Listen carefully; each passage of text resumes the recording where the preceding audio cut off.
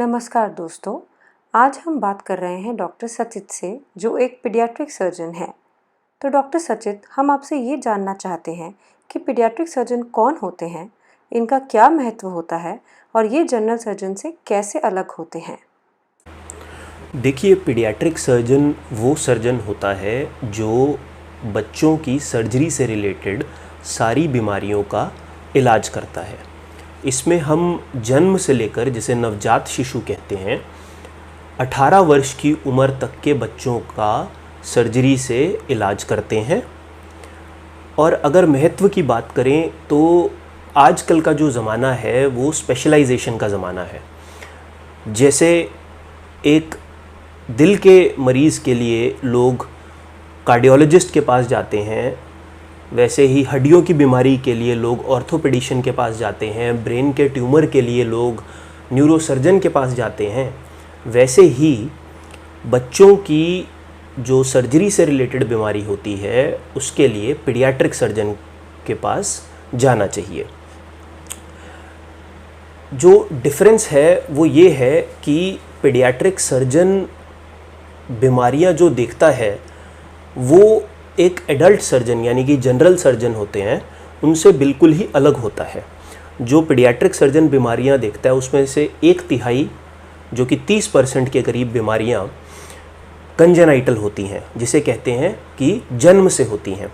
तो उसके लिए पीडियाट्रिक सर्जन को स्पेशल ट्रेनिंग दी जाती है उन बीमारियों का इलाज करने के लिए, जो कि जनरल सर्जन को नहीं दी जाती है। और उन बीमारियों का ना सिर्फ ऑपरेशन का जो पार्ट है बल्कि ऑपरेशन से पहले और ऑपरेशन के बाद का पार्ट भी बहुत ही अहम रोल प्ले करता है, जिसके लिए एक पीडियाट्रिक सर्जन को 6 साल की ट्रेनिंग दी जाती है। अब हम आपसे ये जानना चाहेंगे कि पीडियाट्रिक सर्जन बच्चों की किन बीमारियों का इलाज करते हैं।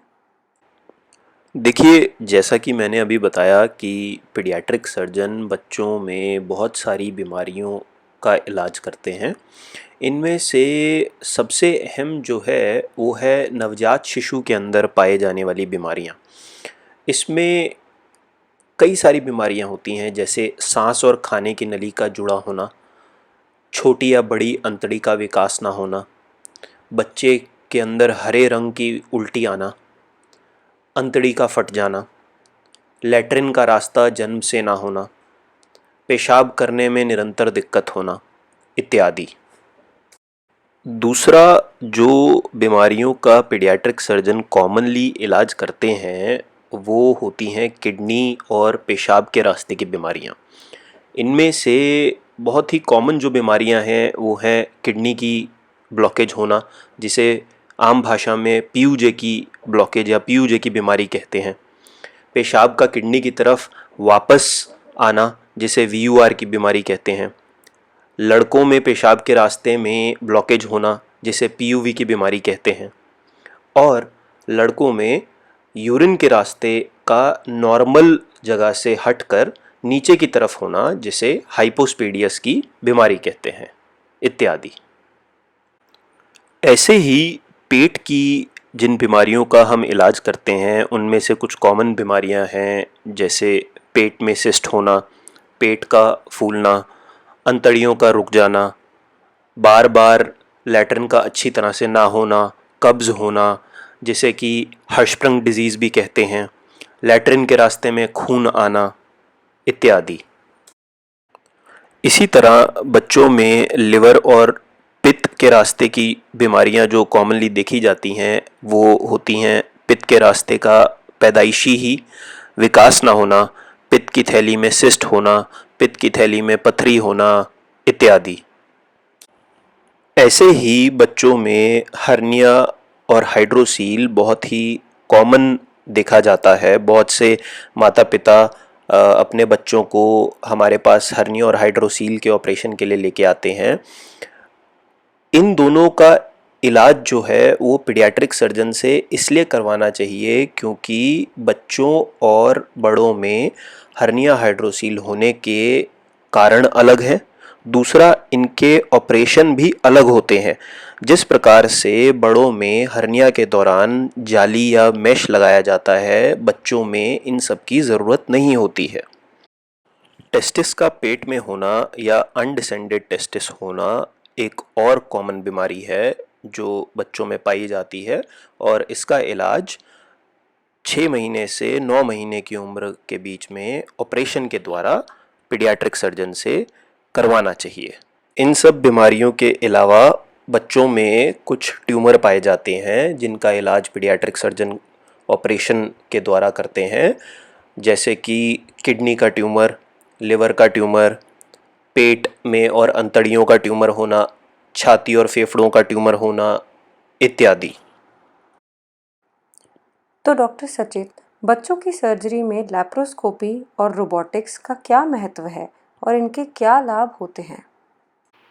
देखिए, जिन भी बीमारियों के बारे में अभी हमने चर्चा की है उनमें से बहुत सारी बीमारियों का इलाज रोबोटिक सर्जरी या फिर लैप्रोस्कोपी से, जिन्हें हम आम भाषा में कीहोल सर्जरी या दूरबीन की सर्जरी कहते हैं, उनसे अच्छे रिजल्ट्स पाके करा जा सकता है। दूसरा, मैं ये भी बताना चाहूँगा कि लैप्रोस्कोपी और रोबोटिक सर्जरी से हमें कई लाभ होते हैं। सबसे पहले तो जो इसमें सर्जरी होती है वो दूरबीन की मदद से होती है, जिससे जो ऑपरेशन का भाग है वो 5 से 10 गुना बेटर दिखता है, तो सर्जरी आसानी से करी जा सकती है। दूसरा, बॉडी के कुछ पार्ट हैं जिनमें सर्जन के हाथों को पहुंचने में तंगी होती है, जैसे कि पेल्विस में जो बॉडी के अंग हैं, जैसे पेशाब का मसाना, तो अगर वहाँ पे सर्जरी करनी हो तो रोबोटिक सर्जरी और लैप्रोस्कोपिक सर्जरी बहुत ही हेल्पफुल होती हैं। और तीसरा और बहुत अहम जो लाभ है इस कीहोल सर्जरी का वो ये है कि इसमें हम बहुत ही छोटा चीरा देते हैं, जो कि 3 मिलीमीटर से 5 मिलीमीटर तक का होता है, नाखून जितना होता है। तो उससे जो बच्चे की रिकवरी है वो बहुत जल्दी होती है, दर्द कम होता है, और कुछ कुछ बच्चे तो दूसरे तीसरे दिन स्पोर्ट्स खेलना शुरू कर देते हैं। देखिए, मेरा आम जनता से यही मैसेज है कि अपने बच्चों की सभी सर्जरी से संबंधित बीमारियों के लिए पीडियाट्रिक सर्जन को ही दिखाएं।